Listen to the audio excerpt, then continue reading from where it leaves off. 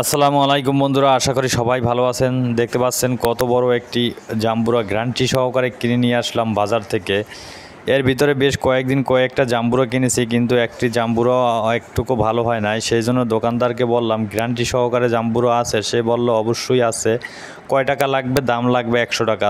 আচ্ছা ঠিক আছে, 100 টাকাই দেবো, কিন্তু জাম্বুরা যেন ভালো হয় এবং ভিতরে লাল হয়। বলতেছে আচ্ছা ঠিক আছে, সেভাবেই হবে, নিয়ে যান। আপনাদের সাথে নিয়েই কাটলাম, দেখি কি হয় এবং এটা দিয়ে কি করব তাও আপনাদের দেখাবো। পুরো ভিডিওটা দেখতে সঙ্গে থাকুন। আসলে বাজার থেকে কিনলে সব জিনিস যে ভালো হবে সেরকম কোনো কথা না, ভালো মন্দ মিলিয়েই সব কিছু দোকানে ওরা বিক্রি করে। এই যে দেখুন, আমার গ্যারান্টি সহকারে জাম্বুরাটা টাকার সাথে কাজের সাথে কথার সাথে এক হয়েছে। একদম নিজেদের গাছের জাম্বুরার মতন, একদম লাল টকটকে এবং পরিপূর্ণ পাকা। মাশাল্লাহ, আলহামদুলিল্লাহ। আমার টাকা যদি যায়ও তারপরও আমি অনেক খুশি যে একদম পাকা এভাবে গাছ পাকা জাম্বুরা পেয়েছি।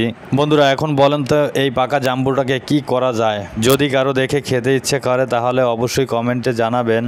আমি খুব জাম্বুরা ভালোবাসি এবং জাম্বুরা বানানি খেতে অনেক পছন্দ করি। এখন আমি জাম্বুরাটাকে লবণ, মরিচ আর সরিষার তেল দিয়ে ভালো করে ঝাল করে মাখিয়ে নেব। মাখিয়ে নেওয়ার পর তৈরি হবে এক অন্যরকম স্বাদ ও টেস্ট।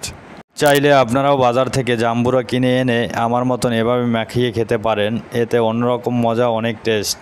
এবার শুকনো লঙ্কা ভালো করে এভাবে গুঁড়ো করে নিতে হবে, সাথে লবণ দিয়ে ভালো করে গুঁড়ো করার পর তারপর জাম্বুরাগুলো আমি দিয়ে দিলাম।